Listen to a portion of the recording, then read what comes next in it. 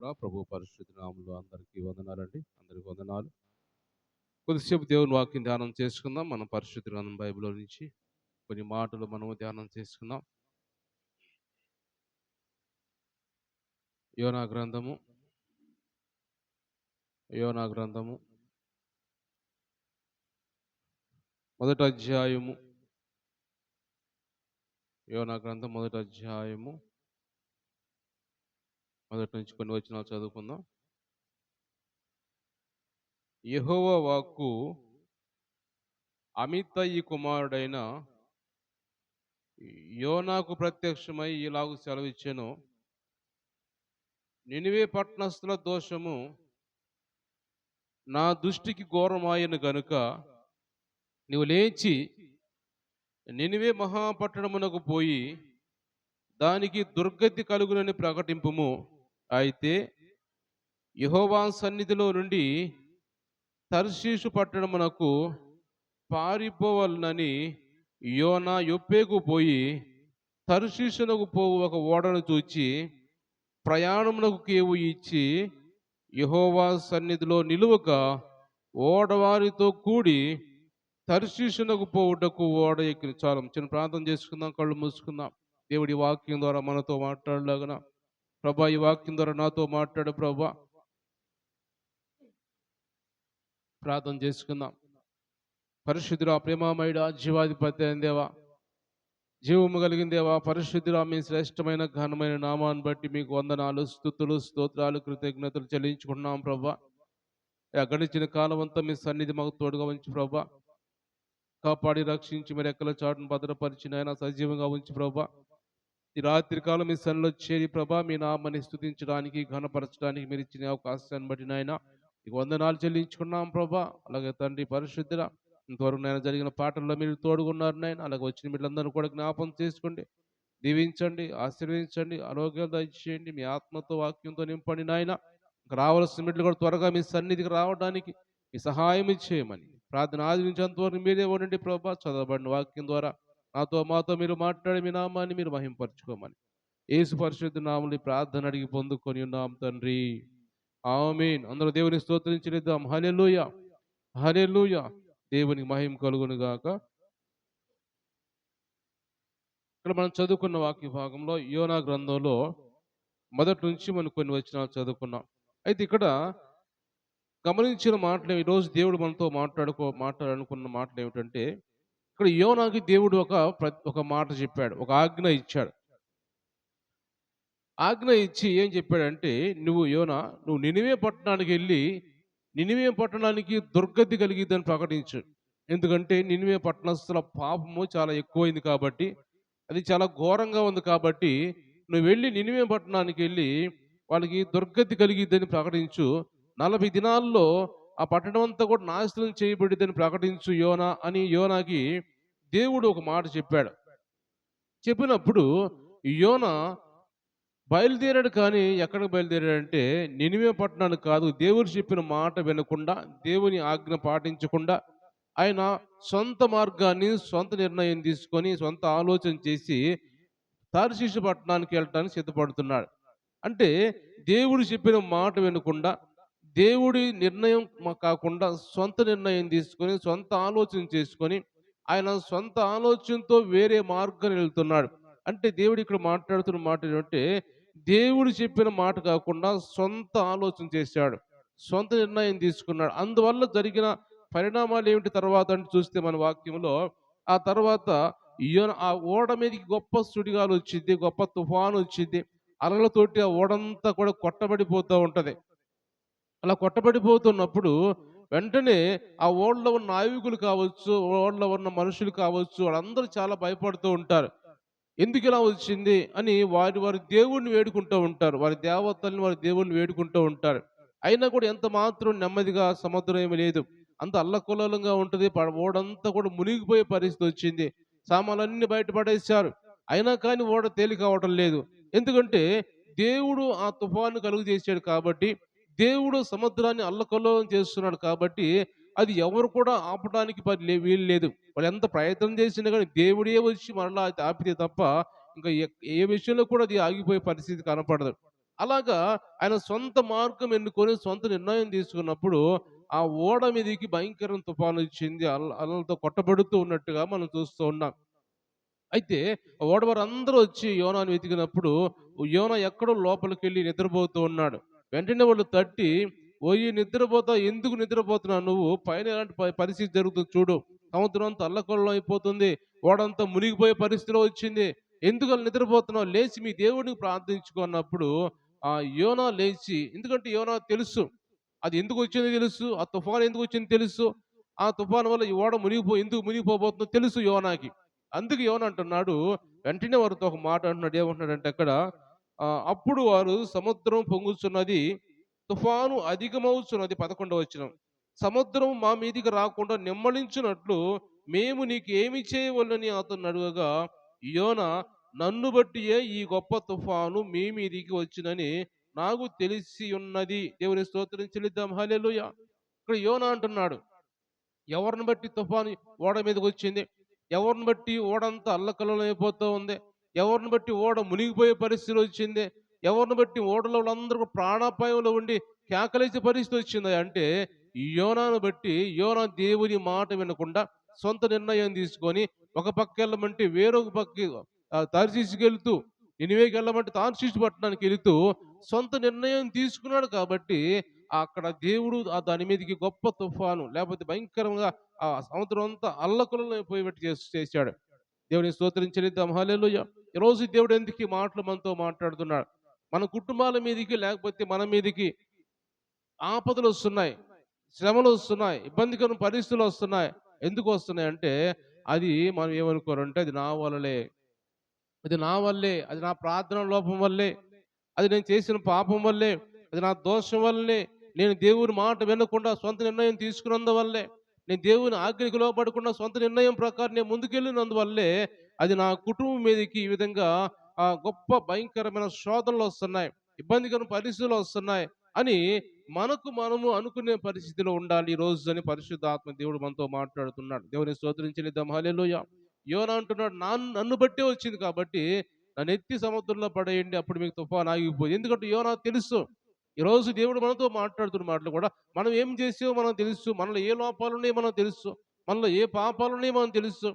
ప్రత్యేకంగా మనం తెలుసుకోవాల్సిన అవసరం లేదు. ఎందుకంటే దేవుడికి తెలుసు, మనకు తెలుసు కాబట్టి అవన్నీ కూడా ప్రభా నన్ను బట్టి నా కుటుంబం మీద కావచ్చు, నా బిడ్డల మీద కావచ్చు, నా భర్త మీద కావచ్చు, నా బంధువుల మీద కావచ్చు, మా సంఘం మీద కావచ్చు, నన్ను బట్టే మా గ్రామం మీద కావచ్చు, ఇలాంటి శ్రమలు, ఇలాంటి ఇబ్బందికర పరిస్థితులు, ఆపదలు వస్తున్నాయి ప్రభా అని మనకు మనము ప్రార్థించే వారిగా ఉండాలి.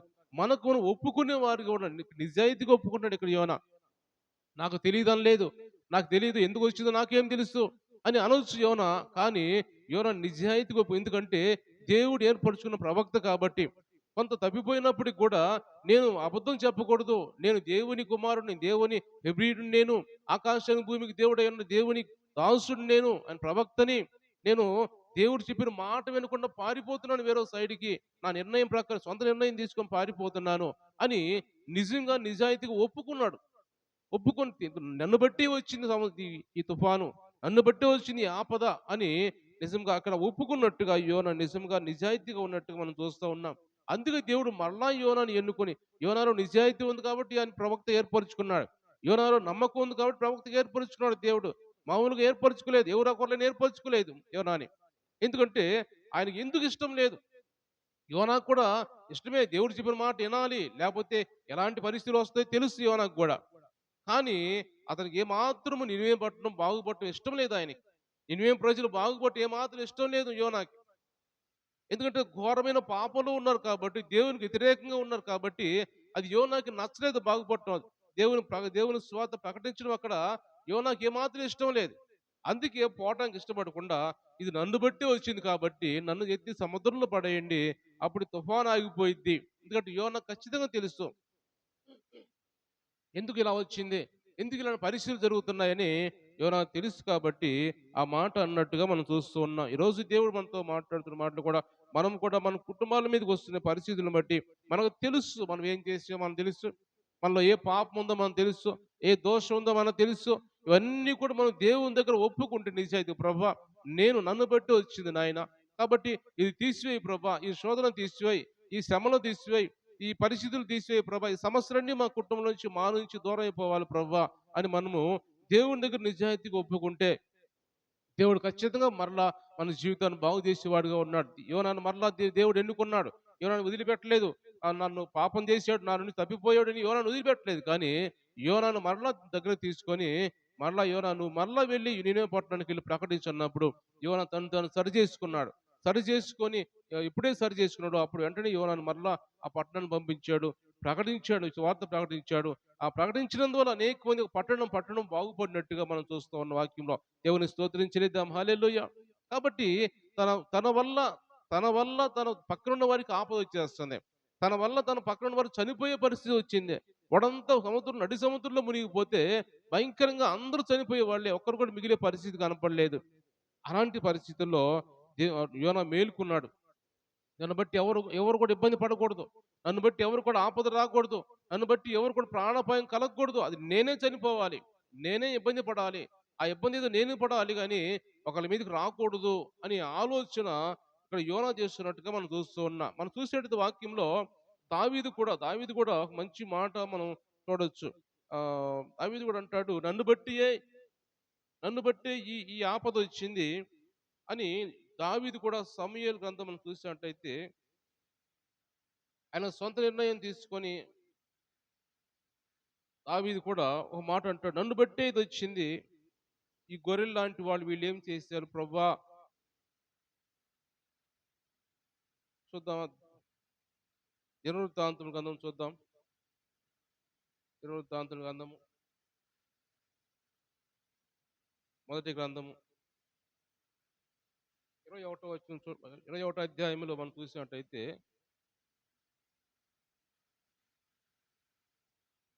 21వ అధ్యాయంలో ఈ అధ్యాయం అంతా మనం చదువుకుంటూ పోతానికి మన సమయం మనకు లేదు కానీ ఆ దావీదు అన్న మాట మనం చూసినట్టయితే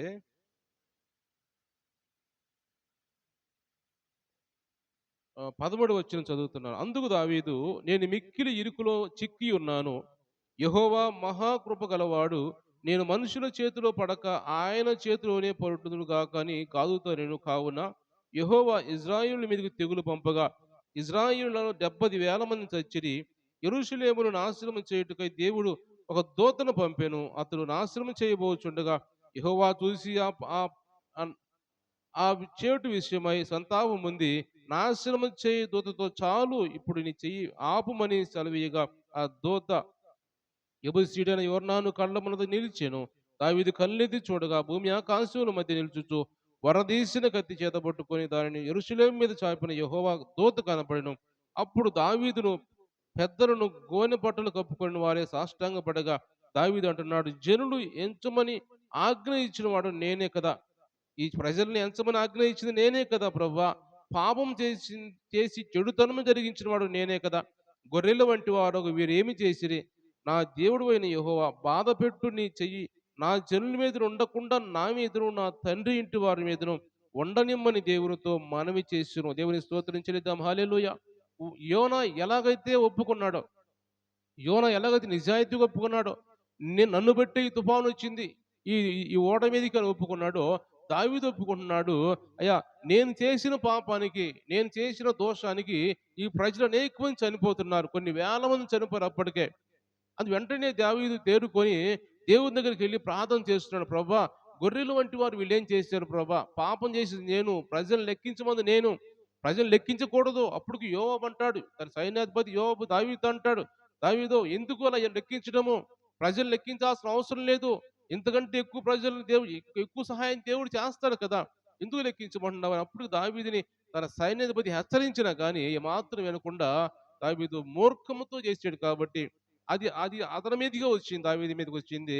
దావీదు మీదకే కాకుండా ఆ దేశంలో ప్రజలు చాలా మంది, కొన్ని వేల మంది చనిపోయినట్టుగా దేవుని వాక్యం మనం చూస్తున్నాం. అప్పటికి కొన్ని వేల మంది చనిపోయారు. అక్కడ రాయబడిన చూడండి ఎంతమంది చనిపోయారు అక్కడ.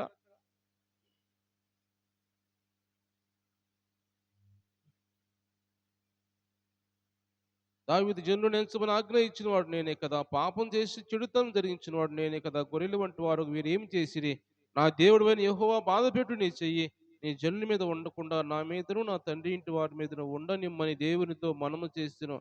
అప్పటికి చాలా మంది కింద రాయబడి ఉంటాయి అక్కడ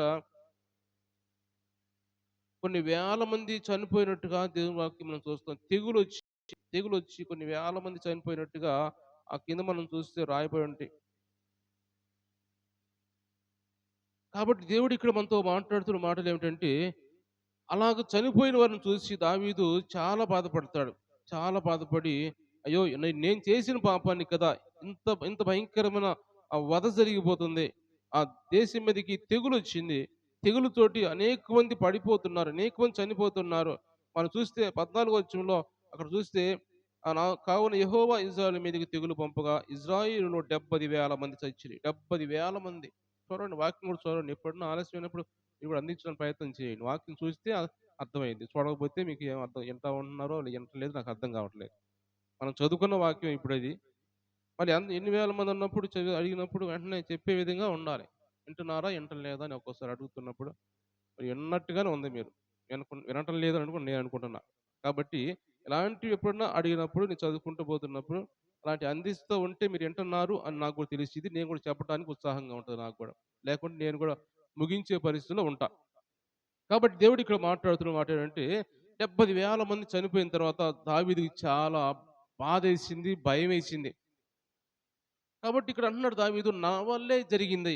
ప్రభువా నా వల్లే నేను చేసిన పాపం, నేను చేసిన దోషము నా వల్లే జరిగింది కాబట్టి వాళ్ళు ఏం చేశారు ప్రభువా వాళ్ళని విడిచిపెట్టు నాయనా అని దావీదు ఇక్కడ ఒప్పుకుంటున్నట్టుగా మన దేవుని వాక్యం మనం చూస్తున్నాం. ఈరోజు మనం కూడా దేవుడు మనతో మాట్లాడుతున్న మాటలు మనం చేసిన పాప దోషాల వల్ల మనం చేసిన ఆ, కార్యాల వల్ల క్రియల వల్ల దేవునికి వ్యతిరేకమైన కార్యాల వల్ల లేకపోతే దేవుని ఆజ్ఞకి లోబడకుండా దేవుని మాటకు లోబడకుండా మనం చేసిన వ్యతిరేకత సొంత నిర్ణయాలు సొంత ఆలోచన సొంత నిర్ణయం తీసుకున్నాడు యోనా కూడా సొంత నిర్ణయం తీసుకున్నాడు దావీదు కూడా అప్పుడు వారించాడు యోవాబు వచ్చి వారించాడు కాదన్నా కూడా సొంత నిర్ణయం తీసుకొని అతని వల్ల కొన్ని వేల మంది 70,000 మందికి చనిపోవడానికి కారకుడయ్యాడు దావీదు. కాబట్టి దేవుని బిడ్డలు గమనించాడు మన వల్ల మన కుటుంబాలు నష్టపోకూడదు. మన వల్ల మన పక్కన ఉన్నవారు నష్టపోకూడదు. మన వల్ల మనతో వస్తున్నవారు మనం నమ్ముకొని వస్తున్నవారు మనతో ఉన్నవారు నష్టపోకూడదు మన వల్ల అని దేవుడు ఇక్కడ మాట్లాడుతున్నాడు.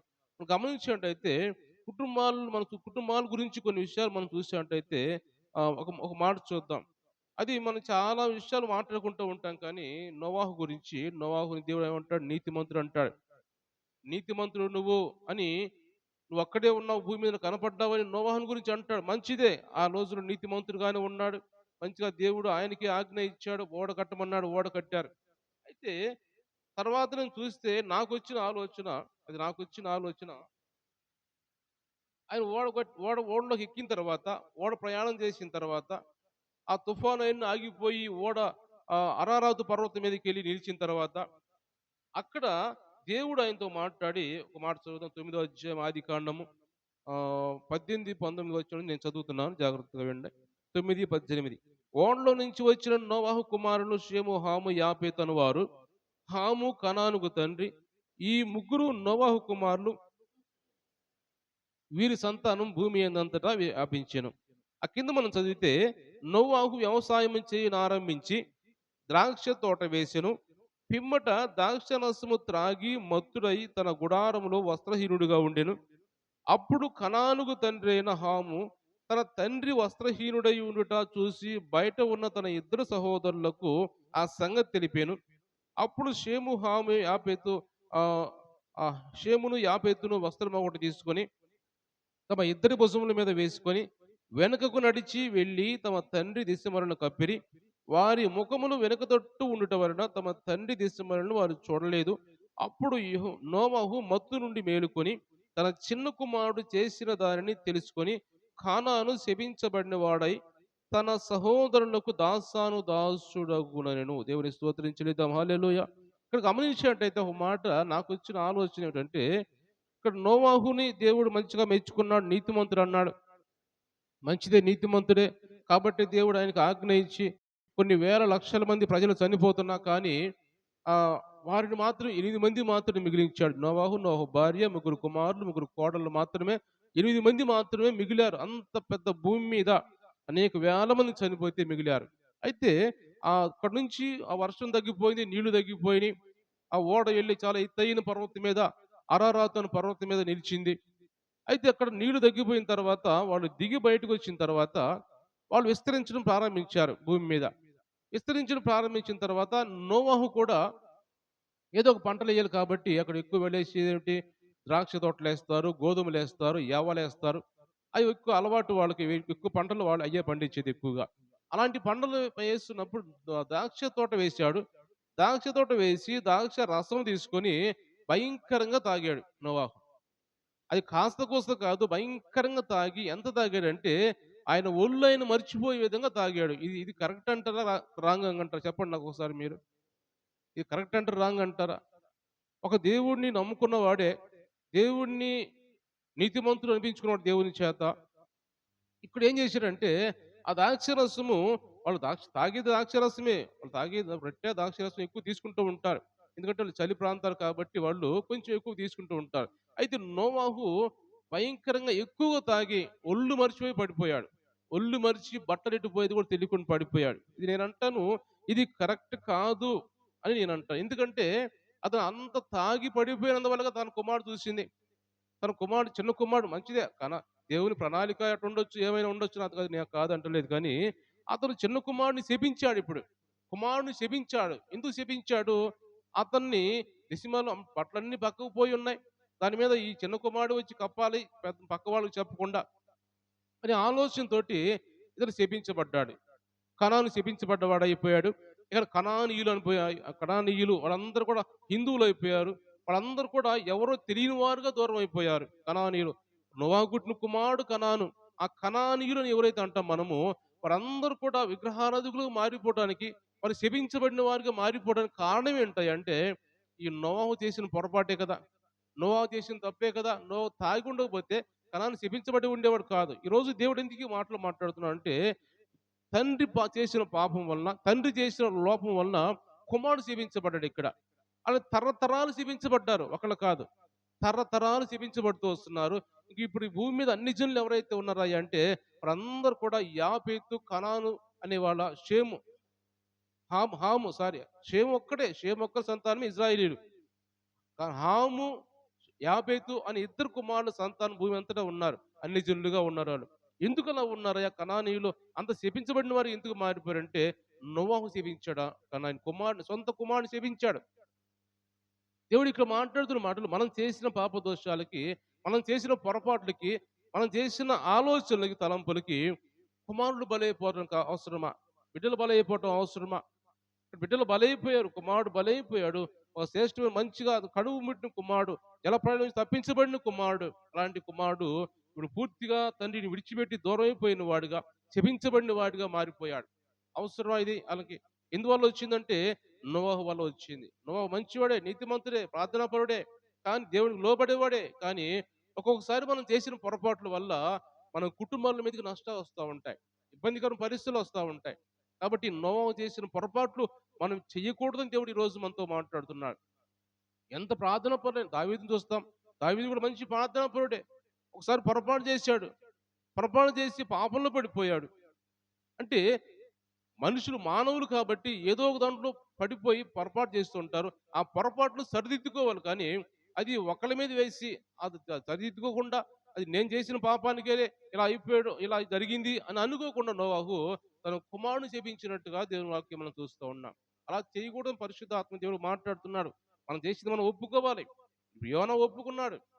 నేను చేసిన పొరపాటు అన్నాడు. దావీదు ఒప్పుకున్నాడు. నేను చేసిన పొరపాటయ్యా, నా వల్ల ఇలాగ జరిగింది, నా వల్ల దేశంలో 70,000 మంది చనిపోయారు దావీదు ఒప్పుకున్నాడు. ఈ విధంగా దేవుని దగ్గర మనం కూడా ఒప్పుకునేవారిగా, యథార్థంగా ఉండేవారిగా ఉంటే దేవుడు మనల్ని దీవించేవాడిగా ఉంటాడు. దేవుడు మనల్ని ఆశీర్వదించేవాడిగా ఉంటాడని పరిశుద్ధాత్మ దేవుడు ఈరోజు మనతో మాట్లాడుతూ ఉన్నాడు. దేవుని స్తోత్రం చెల్లిద్దాం. హల్లెలూయా. కాబట్టి దేవుని బిడ్డలు గమనించినట్టయితే ఇంకా ఎన్నో విషయాలు మనం చెప్పుకోవచ్చు. బైబిల్‌లో చాలా విషయాలు మనం చెప్పుకోవచ్చు. వాళ్ళ వల్ల వాళ్ళ కుటుంబాలు ఇబ్బందికర పరిస్థితిలోకి వెళ్ళిన పరిస్థితులు. లోతు గురించి చెప్పుకోవచ్చు. లోతు తీసుకున్న నిర్ణయం తన కుటుంబం అంతా కూడా విచ్ఛిన్నం అయిపోయింది. లోతు దేవుడి మాట వినకుండా, దేవుడు ఏం చెప్పాడు? సొదొమ గొమొర్రా పట్టణాల నుంచి నువ్వు తొందరగా బయటికెళ్ళు, దగ్గరలో ఆ పర్వతం ఉంది, పర్వతం మీదకి వెళ్ళని లోతుతో దేవుని దూత చెప్పినప్పుడు, కాదయ్యా నేను అలా వెళ్ళను. దగ్గరలో చిన్న ఊరుంది, దానికి వెళ్తానని సొంత సొంత ఆలోచన, సొంత నిర్ణయం తీసుకొని వెళ్ళినందువల్ల తన కుటుంబం అంతా కూడా విచ్ఛిన్నమైపోయింది. తన కుటుంబం కుమార్తెలు పాపంలో పడిపోయారు. వాళ్ళు పుట్టిన సంతానం కూడా అన్యులైపోయారు వాళ్ళు. దేవుని బిడ్డ లోతు అబ్రహాముకు సొంత బంధువు అయిన తమ్ముడు కుమారుడు.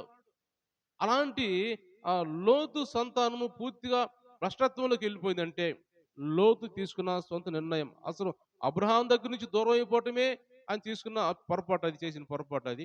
అక్కడి నుంచి మరలా వెళ్ళారు సరే. మరలా వచ్చిన దూత చెప్పిన మాట వినకుండా సొంత నిర్ణయం తీసుకొని కాదు అక్కడికి వెళ్ళను, ఇక్కడికి వెళ్తాం, దగ్గరలో ఉంది కాబట్టి ఇక్కడికి వెళ్తాం అని చెప్పి అనటం కూడా అది చేసిన పొరపాటు. ఆ సొంత నిర్ణయం తీసుకున్నాడు కాబట్టి తన కుటుంబం అంతా కూడా విచ్ఛిన్నం అయిపోయింది. ఇప్పుడు దేశాలు ఉన్నాయంటే అమ్మోనీయులు, మోయాబీలు ఉన్నారంటే వాళ్ళ కుమారులు, వాళ్ళు పుట్టిన కుమారుల పేర్లు దేశాలకు పెట్టి అన్ని దేశాలుగా వాటిని చెప్పుకున్నారు. కాబట్టి దేవుని బిడ్డలు గమనించినట్టయితే చాలా విషయాలు మన బైబిల్‌లో ఇలాంటి వారిని మనం చూసినట్టయితే గేహాజీ గురించి మనం చూసుకోవచ్చు. ఆకాన్ గురించి మనం చూడొచ్చు. ఆకాన్ చేసిన పొరపాటుకి తన కుటుంబం అంతా కాల్చివేయబడింది. గేహాజీ చేసిన పాపానికి తన కుటుంబం అంతా కూడా ఆహ్, ఆహ్, కుష్టి వ్యాధిగ్రస్తులుగా మారిపోయారు. ఎందుకు ఎందుకు గేహాజీ ఎందుకు ఇలా చేసావు నువ్వు అంటే, నేను చేయలేదయ్యా అన్నాడు. కాబట్టి నువ్వు చేసావు కాబట్టి, నువ్వు పొరపాటు చేసావు, పాపం చేసావు కాబట్టి నయమా నుంచి విడిచిపోయిన ఆ కుష్టి వ్యాధి నీకు నీ సంతానానికి అని రాయబడింది అక్కడ. నీకు నీ సంతానానికి సంక్రమించింది అని అక్కడ దేవుని వాక్యం రాయబడింది. ఆ మాట మనం చూసినట్టయితే ఆ మాట చదువుదాం ఒకసారి.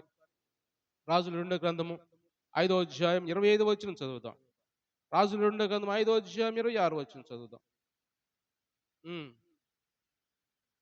హ్మ్. చూచి గేహాజీ ఎక్కడి నుంచి వచ్చిందో అడిగినందుకు వాడు హ్మ్. ఆ! వానితో దిగి వచ్చినప్పుడు నా మనస్సు నీతో కూడా రాలేదా? ద్రవ్యమును ఆ! హ్మ్. ద్రాక్ష తోటలను, గొర్రెలను, ఎడ్లను, దాసదాసీలను ఇది సమయమా? కాబట్టి నయమాను కలిగిన కుష్టు నీకును నీ సంతతికిని సర్వకాలం అంటి ఉండునని చెప్పగా వాడు మంచు వలె తెల్లనైన కుష్ఠము కలిగి ఎలీషా ఎదుటి నుంచి బయటికి వెళ్ళిన దేవుని స్తోత్రించలేదాం. హల్లెలూయా. ఎందుకు ఇలా జరిగింది? ఎందుకు ఇలా జరిగిందంటే గేహాజీ జీవితంలో గేహాజీ దేవుడు మాట వినకుండా ఎలీషా ప్రవక్త నాకు వద్దు అన్న వస్తువు తీసుకొని వెళ్ళాడు కాబట్టి గేహాజీతో అంటున్నాడు. వెంటనే ఎలీషా ప్రవక్త అంటున్నాడు, నయమాను నయమాను కలిగిన కుష్టు నీకును నీ సంతతికి సర్వకాలం అంటున్నాడు. సర్వకాలం నీ సంతతికి నీకు నయమానికి విడిచిపోయిన కుష్టు అని అన్నప్పుడు వెంటనే ఆ కుష్టు అనేది అతనికి తెల్లనైన కుష్టు కలిగి ఎలీషా ఎదుటి నుంచి బయటికి వెళ్ళినట్టుగా మనం చూస్తూ ఉన్నాం. అతని వల్ల తన కుటుంబం, తన సంతానం కుష్టి వ్యాధితో నిండిపోయారు. తన సంతానం అంతా కుష్టి వ్యాధిగ్రస్తులుగా మారిపోయారు. సర్వకాలం అంటే అన్ని కాలాలు కూడా కుష్టి వ్యాధిగ్రస్తులుగా మీ సంతానం ఉంటారు అని దేవుడు ఇక్కడ ఆ, ఎలి గేహాజీతోటి మాట్లాడుతూ చూస్తూ ఉన్నామా.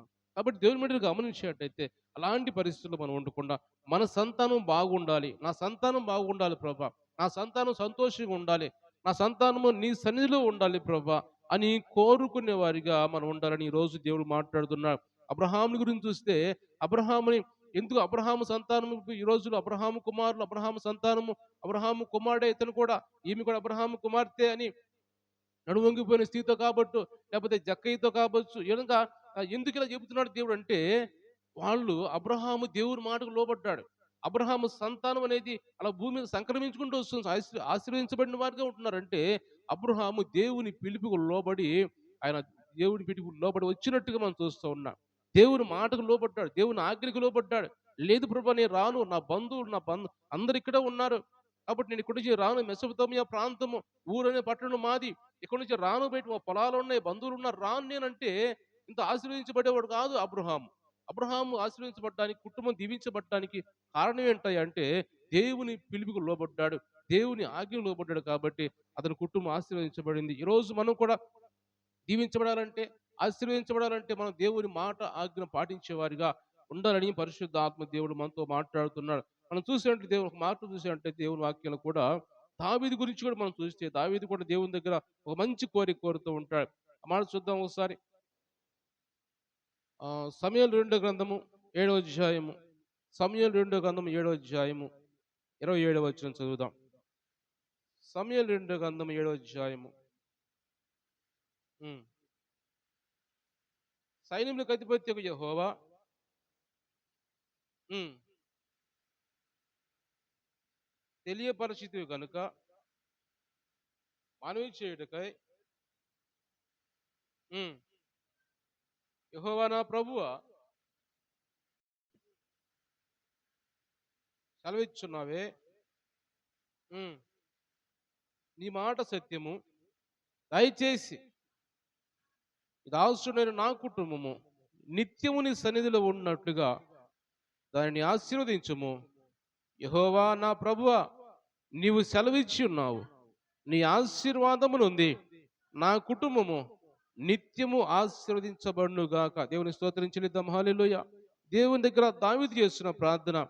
దావీదుతోటి దేవుడు ఏమన్నాడు? నీ కుటుంబాన్ని నేను దీవిస్తాను, నీ కుటుంబాన్ని ఆశీర్వదిస్తాను, నీ సంతానం ఎల్లప్పుడూ సింహాసనం మీద కూర్చుంటారు ఒకళ్ళు అని దావీదు చెప్పిన మాటని దావీదు ఎంత సంతోషంగా తీసుకొని ఆయన చెబుతున్న మాట, యెహోవా నా ప్రభువా మేలు దయచేయుదునని నీవు నీ దాసుడైన నాకు సెలవిచ్చున్నావే.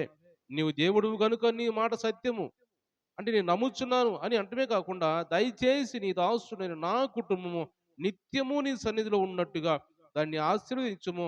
యెహోవా నా ప్రభువా నీవు సెలవిచ్చి ఉన్నావు. నీ ఆశీర్వాదము నుండి నా కుటుంబం నిత్యము ఆశీర్వదించబడునుగాక. దేవుని స్తోత్రించలిద్దాం. హల్లెలూయా. దావీదు అంటున్నాడు, దేవుని అడుగుతున్నాడు, ప్రభా నా కుటుంబం ఎల్లప్పుడూ నీ సన్నిధిలో ఉండాలి ప్రభా. నా కుటుంబం ఎల్లప్పుడూ ఆశీర్వదించబడిన కుటుంబంగా ఉండాలి, దీవించబడిన కుటుంబంగా ఉండాలి ప్రభా అని దావీదు దేవుణ్ణి వేడుకుంటున్నట్టుగా మనం చూస్తూ ఉన్నాం. ఈరోజు మనం కూడా అదే ప్రార్థన చేయాలి దేవుని దగ్గర. ప్రభా నా కుటుంబం దీవించబడాలి, నా కుటుంబంలో మీరు గొప్ప మేలు జరగాలి ప్రభా, మీరు మా కుటుంబం వైపు చూడాలి ప్రభా, మీరు మా కుటుంబంతో ఉండాలి ప్రభా అని మనం దేవుని దగ్గర వేడుకొని దేవుని ఆశీర్వాదాలు పొందుకునే వారిగా, దేవుని దీవెనలు పొందుకునే వారిగా మనం ఉండాలని పరిశుద్ధ ఆత్మ దేవుడు మనతో మాట్లాడుతున్నాడు. కానీ మనము సొంత ఆలోచనలు, సొంత నిర్ణయాలు తీసుకొని దేవుని మాట వినకుండా, దేవుని ఆజ్ఞ పాటించకుండా ఉంటే ఎలాగైతే ఎలాగ నశించిపోయిన పరిస్థితులు కొంతమంది మనం చూస్తూ ఉన్నాం. ఇబ్బందికర పరిస్థితులు వచ్చినాయి, కుటుంబంలో ఎన్నో శోధనలు చేసినాయి, ఎన్నో ఇబ్బందికర పరిస్థితులు. యోనా చేసిన పాపానికి, యోనా చేసిన దోషానికి వాడంతా మునిగిపోయే పరిస్థితి వచ్చేసింది.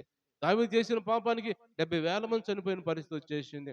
ఆకాన్ చేసిన పాపానికి తన కుటుంబం అంతా రాళ్లతో కొట్టి చంపబడి పెద్ద కుప్ప వేసి ఆ రాళ్ళు కుప్ప వేసినట్టు కుటుంబం మీద అందరి మీద కూడా చనిపోయిన తర్వాత మనం చూస్తున్న వాక్యంలో గేహాజీ గేహాజీ చేసిన పాపానికి గేహాజీ కుటుంబం అంతా, సంతానం అంతా కూడా కుష్ఠవ్యాధిగ్రస్తులుగా మారిపోయినట్టు, సర్వకాలం కుష్ఠవ్యాధిగ్రస్తులుగా మారిపోయినట్టు చూస్తూ ఉన్నాం. కాబట్టి ఈ రోజు దేవుడు మనతో మాట్లాడుతున్నాడు అంటే మనం మేలుకొని, యోనా మేలుకున్నాడు వెంటనే. యోనా దేవుని మాటకు మరి విన్నాడు వెంటనే, అవిధేయత చూపించలేదు కానీ వెంటనే దేవుని మాట విన్నాడు. మరలా నినివే పట్టణానికి పోయాడు, దేవుని మాటలు విన్నాడు, దేవుని స్వార్థ ప్రకటించాడు. ఆ స్వార్థ వల్ల అనేక మంది, వేల మంది, దాదాపు 1,20,000 మంది దాకా వాళ్ళందరూ మారు మనసు రక్షణ పొంది ఉపవాస ప్రార్థన చేసి వాళ్ళు దేవుని బిడ్డలుగా అంగీకరించబడినట్టుగా మనం చూస్తున్నాం. కాబట్టి మనం కూడా ఇంతవరకు ఏమైనా పొరపాటు చేస్తే, రోజు దేవుడు మనతో మాట్లాడుతున్న మాటలు, ఇంతవరకు ఏదైనా పొరపాటు చేస్తే ఎక్కడి నుంచి మనం సర్దిద్దుకొని, ప్రభా నేను తిరుగుతున్నాను ప్రభా నీ వైపు, ఇకన నాలో ఇంకే లోపం ఉందో, ఏ పాపం ఉందో, ఏ దోషం ఉందో నేను తీసివేసుకుంటున్నాను ప్రభా అని దేవుని దగ్గర మనం వేడుకొని మనం మన దోషాలు, పాపాలు ఆయన దగ్గర ఒప్పుకున్నట్టయితే దావీదు వలె, దావీదు తర్వాత మనం చూస్తే వాక్యంలో 70,000 మంది చనిపోయిన తర్వాత ఆయన వెళ్ళి ఒక బలిపీఠం కట్టాడు. ఓర్నాను కలం దగ్గరికి వెళ్ళాడు, ఓర్నాను దగ్గర పొలం తీసుకున్నాడు, కొన్నాడు, బలిపీఠం కట్టి దేవుని దగ్గర ప్రార్థన చేసి బలు అర్పించాడు. ఎప్పుడైతే బలు అర్పించాడో అప్పుడు తెగులు ఆగిపోయింది. దేవుని తెలుసుకున్నాడు దావీదు కూడా, ఎందుకు ఇలా వచ్చింది, నా వల్లే కదా అని. ఈ రోజు దేవుడు మనతో మాట్లాడు ముఖ్యమైన మాట, నా వల్లే నా కుటుంబం, లేక నా వల్లే నా సంఘం, నా వల్లే మేము ఉన్న ప్రాంతంలో, నా వల్లే నా పక్కన ఉన్న వారికి ఇబ్బంది కలుగుతుంది ప్రభా. అదేదో నేనే భరించాలి కానీ నా పక్క వారికి ఎక్కడ ఇబ్బంది కలగకూడదు అని తన మీదకు తానే నన్ను చంపేసి, తను చంపండి, నీళ్ళలో వేసేయండి అన్న యోనా అన్నాడంటే, నేను పోయినా పర్లేదు నా పక్కవారు బాగుండాలి నేను చేసిన పాపాన్ని కాబట్టి అని యోనా ఒప్పుకున్నట్టుగా మనం చూస్తూ ఉన్నాం. కాబట్టి ఈరోజు మనల్ని మనం తగ్గించుకొని, ప్రభా నేను పాపం దోషం చేశాను నాయన, నన్ను క్షమించు ప్రభా అని ఈ రోజు నుంచి మనం తిరిగినట్టయితే ఇక్కడ నుంచి దేవుడు మనల్ని దీవించేవాడుగా ఉంటాడు, ఇక్కడ నుంచి దేవుడు మనల్ని ఆశీర్వదించేవాడు ఉంటాడు. మన తప్పు మన సరిదిద్దుగా ఉండాలని పరిశుద్ధ ఆత్మ దేవుడు ఈ రోజు మనతో మాట్లాడు, ఈరోజు మనతో మాట్లాడ మన హృదయాల్లో తీసుకొని, దేవా ఈరోజు నీ వాక్యం ద్వారా నాతో మాట ప్రభా, నేను ఆ హృదయాన్ని సరిచేసుకుంటూ ఏ లోపాలు నాలో లేకుండా తీసివేసుకుంటా ప్రభా అని నీ వైపు తిరుగుతున్నాయినా అని మన దగ్గర ఇది వలె ఒప్పుకున్నాం, ఖచ్చితంగా దేవుడు మన జీవితాల్లో ఘనమైన కార్యాలు చేస్తాడు. అప్పుడు మనము ఒక అబ్రహాము కుటుంబం వల్లే, దావీదు వేడుకున్నట్టుగా, దావీదు కుటుంబం వల్లే దీవించబడిన వారిగా, ఆశీర్వదించబడిన వారిగా, అబ్రహాము సంతానంగా మనందరం కూడా మారిపోతామని పరిశుద్ధాత్మ దేవుడు మనతో మాట్లాడుతున్నాడు. కాబట్టి ఈ మాటలన్నీ మన హృదయంలో మనం పని చేయాలని, దాని గురించి ఆలోచించి మనం కూడా వెళ్ళి మరి మర్చిపోవటం కాకుండా మనం దాని గురించి మరలా ఆలోచించి ప్రార్థన చేసుకొని, ప్రభా ఇక్కడి నుంచి నేను నీ వైపు తిరుగుతున్నాను ప్రభా అని ప్రార్థన చేస్తున్నట్టయితే దేవుడు మనం దీవించేవాడిగా ఉన్నాడు, ఆశీర్వదించేవాడిగా ఉన్నాడు. కాబట్టి ఈ మాట దేవుడు దీవించి ఆశీర్వదించును గాక. అందరూ కూడా కళ్ళు మూసుకుందాం, ప్రార్థన చేసుకుందాం. దేవానికి స్తోత్రం ప్రభా. ఈరోజు నాయన నాతో మాట్లాడిన దేవా నీకు వందనాలయ్యా. మేము చేసిన పొరపాట్ల వల్ల, మేము చేసిన దోషాల వల్ల, పాపాల వల్ల నాయన, ఇదిగో అనాలోచిత చర్యల వల్ల ప్రభా, ఇదిగో తండ్రి మాకు